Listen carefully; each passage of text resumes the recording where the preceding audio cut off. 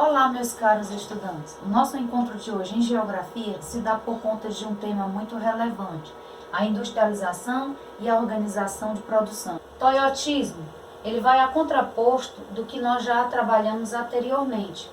Um exemplo que nós notamos é que o Taylorismo, o Fordismo, ele vem trazendo uma linha de produção para o mercado consumidor em tempos promissores.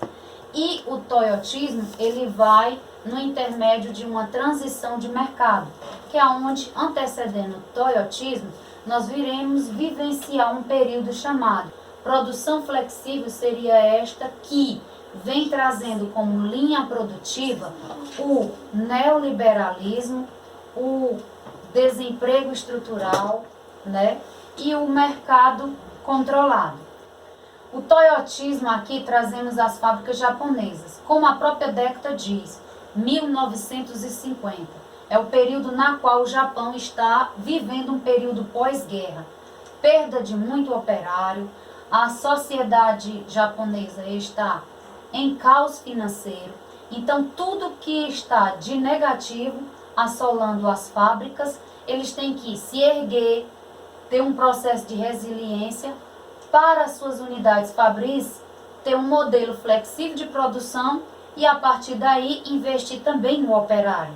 É tão tal que o Toyotismo, ele pega o operário, ele qualifica o mesmo permanentemente para desempenhar outras funções além das quais ele já está produzindo, tendo como produtividade.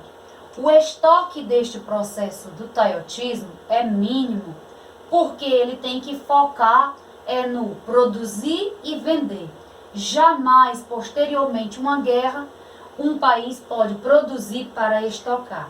Trazendo em relevância o Fordismo, que produz muito para vender muito de preço e tirar o lucro em cima da grande venda, o Toyotismo quer tirar grandes lucros em poucas vendas, porque o que ele prioriza é uma produção para escoação de mercado. O que acontece neste período? Temos que reanimar a sociedade para o consumismo. O que acontece com o Toyotismo? Ele vai abrindo leques para a prioridade de qualificação de seus operários, mas como o período é neoliberal, o período é flexível, também acarreta o desemprego estrutural. Por os operários estarem qualificados para o desenvolvimento de N atividades, então, de uma certa forma, ele limita o emprego de mais pessoas. Com este período, também introduz o uso da máquina, da robótica, que é onde o processo será mais evoluído. Quem vai fazer a atividade produtiva repetitivamente vai ser a robótica. E o ser humano vai evoluindo gradativamente dentro da sua empresa. Outro ponto negativo, o meio ambiente, que a gente não pode desprezar. Tem que produzir, mas tem que inibir já os seus poluentes, que a gente percebe que gradativamente aumenta a poluição ambiental. Just in time. Este processo está relacionado ao processo de flexibilidade de produção. O que é que ele prioriza? Adequação no ritmo da produção industrial em demanda do mercado. Ele também prioriza a diminuição de estocagem de matérias-primas e também de seus produtos. As atividades aqui diárias, elas são programadas de acordo com a demanda.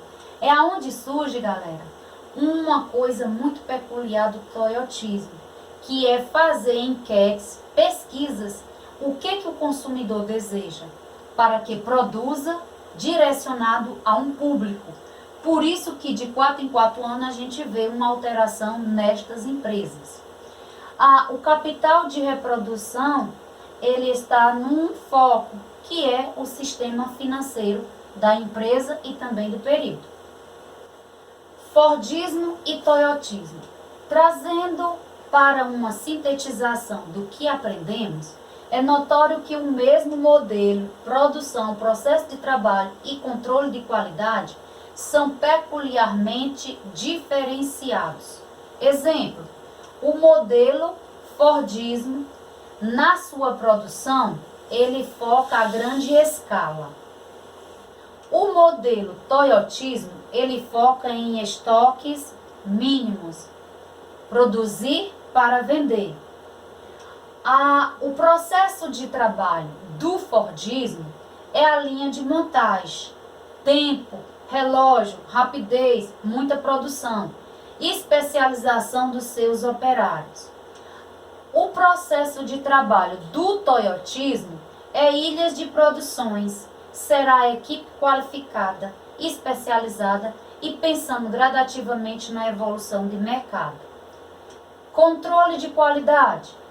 Do Fordismo, a gente vê que só se dará a partir do final da sua produção. Já o controle de qualidade do que é produzido pelo Toyotismo, ele se dá durante o processo de produção, elevando-se, de uma certa forma, inibindo os seus caos no produto e também na venda do mesmo. Evolução industrial, a produção não é artesanal, tem muita máquina e coisa e tal, precisa acúmulo de capital. Em inglês foi aí que a indústria veio a surgir.